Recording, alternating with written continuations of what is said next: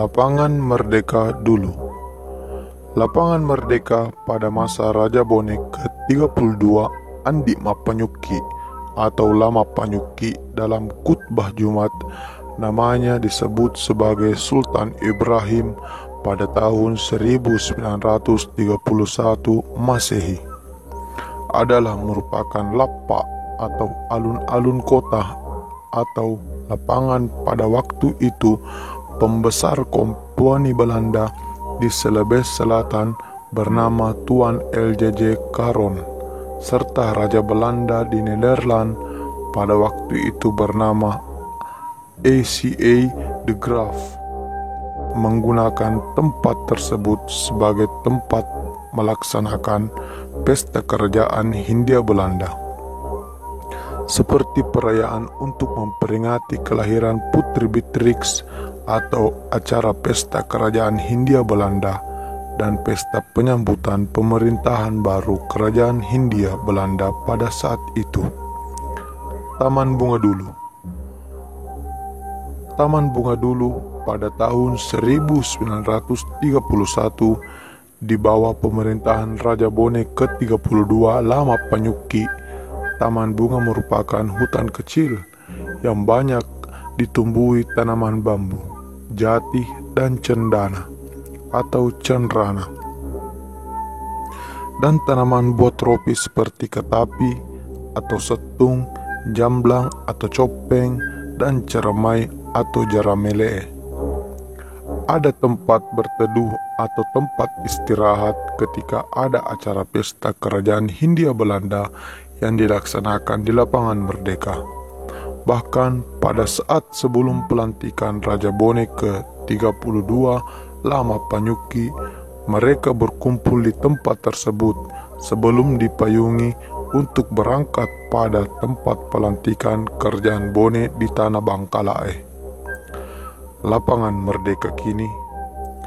Di masa sekarang, Lapangan Merdeka sangat wajar kalau dipindahkan karena memang menyimpan catatan sejarah. Kini, Lapangan Merdeka Watampone dengan luas lebih 6.700 atau 1, hektar. Berbentuk bujur sangkar berfungsi selain untuk upacara dan berbagai perayaan lainnya, juga sebagai sarana rekreasi warga Bone dari segala kalangan dan usia. Bahkan Lapangan Merdeka Watampone menjadi sebuah ikon baru selain sejarah dan budaya Bone tersebut. Menurut sejarah dan cerita orang tua, alun-alun ini dinamakan Lapangan Merdeka karena disinilah tempat awal rakyat kerajaan Bone menyatakan keinginannya bergabung dengan Negara Kesatuan Republik Indonesia. Dahulu di sebelah utara alun-alun, sekarang area Taman Bunga berdiri sebagai tugu yang bertuliskan Merdeka 1957 sebagai tanda bergabungnya kerajaan Bone dengan NKRI. Mudah-mudahan ke depannya Tugu Merdeka tersebut bisa dibangun kembali supaya bisa menjadi sumber edukasi sejarah bagi generasi, karena tugu tersebut merupakan salah satu prasasti sejarah yang dimiliki Kabupaten Bone. Sebelum awal 1950, Presiden Republik Indonesia pertama Insinyur Soekarno berkunjung di Kerajaan Bone. Soekarno saat itu diterima di rumah berukir atau yang dikenal Sau Subie atau Bola Subie, sekarang Gedung Perpustakaan Umum Daerah Kabupaten Bone, di Jalan Merdeka Watampone, Kabupaten Bone. Kedatangan sang proklamator itu secara khusus dalam rangka mengajak Kerajaan Bone yang dipimpin Raja Bone Lama Panyuki untuk bergabung dengan NKRI.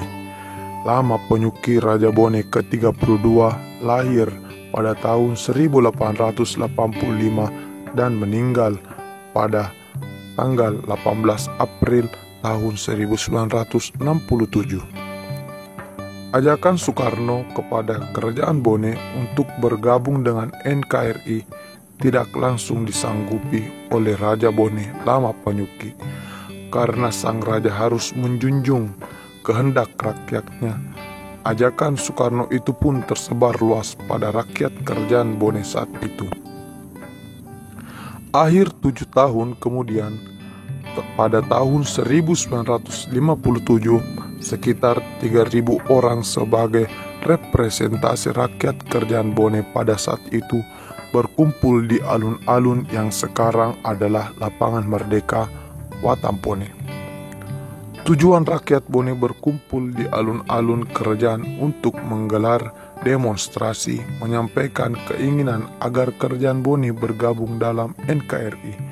Menariknya lagi, penyampaian aspirasi ribuan rakyat Bone itu dikemas dalam gerakan yang sangat santun dan sopan, baik formulasi gerakan maupun tutur kata. Rakyat Kerajaan Bone saat menyampaikan aspirasi menggunakan pakaian-pakaian kebesaran mereka, pakaian yang sopan dan rapi, dengan mengenakan sarung dan baju adat. Lalu mereka duduk bersila di alun-alun sembari menunduk memandang menembus lapisan bumi itu sebagai pertanda betapa menghormatinya pemimpinnya.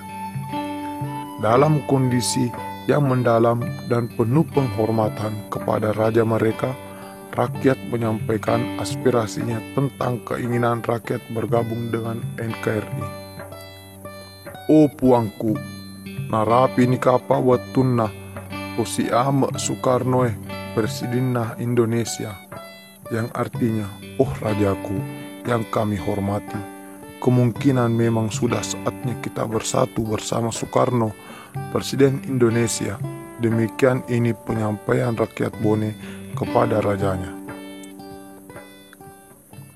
Demonstrasi rakyat Bone kala itu yang dikemas dengan kedamaian yang mengharu biru, rupanya tidak kalah sepinya dengan demonstrasi berdarah yang lazim dilakukan saat ini. Walaupun begitu damainya, demonstrasi itu menjadi cikal bakal terbentuknya Kabupaten Bone. 2 tahun berselang setelah demo yang santun dan tidak pernah kita jumpai lagi di zaman edan ini, Kerajaan Bone yang berdaulat sebagai kerajaan besar kala itu akhirnya resmi bergabung dengan Negara Kesatuan Republik Indonesia. Bergabungnya Kerajaan Bone itu ditandai dengan lahirnya Undang-Undang Nomor 29 tanggal 4 Juli pada tahun 1959 tentang pembentukan daerah tingkat 2 di Sulawesi termasuk Bone. Akhirnya seorang orang Bone dimanapun jua berada tentu merasa bangga punya kampung halaman yang banyak menyimpan sejarah. Tentu tidak lepas dari segala kekurangan dari berbagai bidang pembangunan. Namun tidak bisa juga kita tutup mata kalau banyak keberhasilan yang diperoleh sekarang ini. Ibarat pertumbuhan dan perkembangan, kita sebagai manusia tidak merasakan perubahan pada diri ketika kita waktu kecil anak-anak kemudian tumbuh menjadi dewasa. Demikian juga kita sebagai orang Bone tentu tidak merasakan perkembangan seketika, namun pada saat kita meninggalkan Bone, meskipun hanya seminggu, pada kerinduan pun menggelora ingin kembali karena rindu kampung halaman. Bone besar dan kesohor di mana-mana karena orang Bone dikenal memiliki kemampuan yang cerdas serta teguh dalam keyakinan, kukuh dalam kebersamaan.